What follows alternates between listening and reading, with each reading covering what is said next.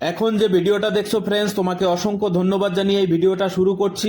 এই ভিডিওটা সম্পূর্ণ দেখলে 100% ওয়ার্লপুল নন ইনভার্টার এসির error code E4 problem solve হয়ে যাবে। এই ভিডিওর মাধ্যমে আমি প্র্যাকটিক্যালি ভালোভাবে দেখানোর চেষ্টা করেছি। এই ভিডিওটা সম্পূর্ণ দেখলে তোমরা খুব সহজেই E4 প্রবলেম সলভ করতে পারবে। আমার এই ভিডিওটা দেখে যদি তোমাদের একটুও হেল্পফুল মনে হয় বা একটুও উপকারে এসে থাকে, তাহলে অবশ্যই লাইক, কমেন্ট এবং সাবস্ক্রাইব করে পাশেই থাকবে। তোমাদের সহযোগিতা এবং ভালোবাসা পেলে আমি এই ধরনের ভিডিও তৈরি করতে থাকবো। চলো এবার দেখে আসি ভিডিওটি। মেশিনটা ব্রেকডাউন আছে, মাস্টার মাইন্ড ওয়ার্লপুল মেশিন আছে।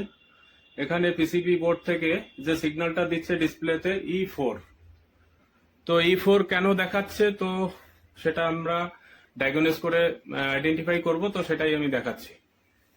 তো ফ্রেন্ডস, আমরা অলরেডি আউটডোরে চলে এসেছি। তো প্রথমেই আমরা আউটডোর ইউনিটকে টেস্টার দিয়ে চেক করে নেব। একদম ওকে আছে। এবার আমরা টাচ করব। এবারে আমরা দেখে নেব গ্যাসের লেভেল কি অবস্থায় আছে। সেজন্য আমাদের দরকার ম্যানুফল গ্যাস। আমরা স্ট্যান্ডিং প্রেসার পাচ্ছি 130 PSI। কলকাতায় এখন যে ওয়েদার আছে, এই ওয়েদার অনুসারে স্ট্যান্ডিং প্রেসারটা আমরা ঠিকঠাকই পাচ্ছি, কিন্তু R22 গ্যাসে 140 থেকে 150 PSI পর্যন্ত হয়। গরম যদি বেশি থাকে সেক্ষেত্রে কিন্তু 140 থেকে 150 PSI পর্যন্ত পাবো আমরা স্ট্যান্ডিং প্রেসার R22 গ্যাসে। ইউনিটের মোটরের ক্যাপাসিটারটাকে প্রথম চেক করতে হবে। ক্যাপাসিটার খারাপের জন্যও কিন্তু E4 শো করে, এবং ক্যাপাসিটার ভালো থাকার পরেও যদি E4 শো করে 100% আমরা ধরে নিচ্ছি যে ব্লোয়ার মোটর খারাপ আছে। তো ব্লোয়ার মোটর চেঞ্জ করে দিলেই আমাদের পিসিবি বোর্ড আগের মতো কাজ করতে শুরু করবে। Old model Whirlpool AC 1 ton, এই মোটরটা খারাপ ছিল, তাই ইরর শো করেছিল E4। এই যে মোটরটা, তো এটা আমরা অলরেডি চেঞ্জ করেছি। এই যে এটা চেঞ্জ করার পরে কিন্তু আমাদের ইরর চলে গেছে। এখান থেকে 18 এ সেট করা আছে, এবং আউটডোর ইউনিটও লাইন ছেড়েছে। এই যে লাইটটা দেখা যাচ্ছে, ইন্ডিকেটর লাইট। এই যে আউটডোর লাইন অলরেডি ছেড়েছে। তো আমরা আবারও টেস্ট করব একবার বন্ধ করে, যে সেকেন্ড বারে ও আউটডোর ইউনিটের লাইন ছাড়লো কিনা। তো এবার তুমি রিমোট দিয়ে বন্ধ করো।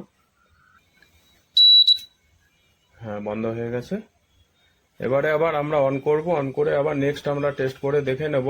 কারণ রানার লাগানোর আগে আমরা আউটডোর ইউনিটে সাপ্লাই ছাড়ছে কিনা সেটা আমরা অবশ্যই আরেকবার দেখে নেব, কারণ এখানে সেটিং হয়ে যাওয়ার পরে কিন্তু ভীষণ প্রবলেম তৈরি হবে আবার খোলার জন্য। ঠিক আছে, ওই জন্য কিন্তু আমরা নেক্সট বারে কিন্তু আরো একবার টেস্ট করে নেব যে আউটডোর সাপ্লাই দিচ্ছে কিনা। অন করো। হ্যাঁ, ঠিক আছে। তো আমরা নেক্সট আরো একবার টেস্ট করছি। এই যে ব্লোয়ার মোটরটা চলছে অলরেডি।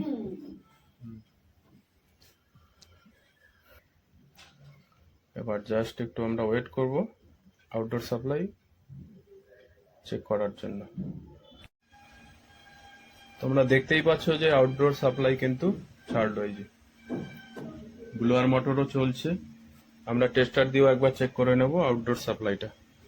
নেক্সট আমরা সাপ্লাইটা চেক করে দেখছি যে হ্যাঁ, ঠিকঠাকই আউটডোর সাপ্লাই দিল। এবারে আমরা টোটাল সেট করে ফেলবো, এখানে ফিট করব। তখন আমরা কিন্তু এই অংশটা, এই যে তার যেগুলো থাকবে উপরে যেন কোনোভাবেই না থাকে, এটা নিচের দিকে রাখতে হবে। একদম এই লেভেলে থাকবে, তারটা এখান থেকে থাকবে। কারণ কখনো যদি সার্ভিসিং এর সময় জল আসে, তাহলে মেশিনের এই মোটরের ভেতরে কোনোভাবে যেতে পারবে না। ঠিক আছে, তো এখান থেকে জল চলে আসলে এই তার বেয়েই নিচে পড়ে যাবে, সুতরাং মোটরের কোনো ক্ষতি হবে না। তো আমরা অবশ্যই এই তার নিচের দিকেই রাখবো। ফ্রেন্ড, E4 প্রবলেম সলভ করার জন্য গুরুত্বপূর্ণ কিছু চেকিং। প্রথম checking blower motor capacitor. Blower motor capacitor ভালো আছে, মোটর ঘুরছে না, তো মোটর প্রবলেম। ক্যাপাসিটর ভালো আছে এবং মোটরও ঘুরছে, কিছু সময় পরে বন্ধ হয়ে গিয়ে E4 শো করছে, তাহলে পিসিবি বোর্ডের প্রবলেম। এই 3টে জিনিস ফলো করো, তাহলে তোমার প্রবলেম সলভ হয়ে যাবে।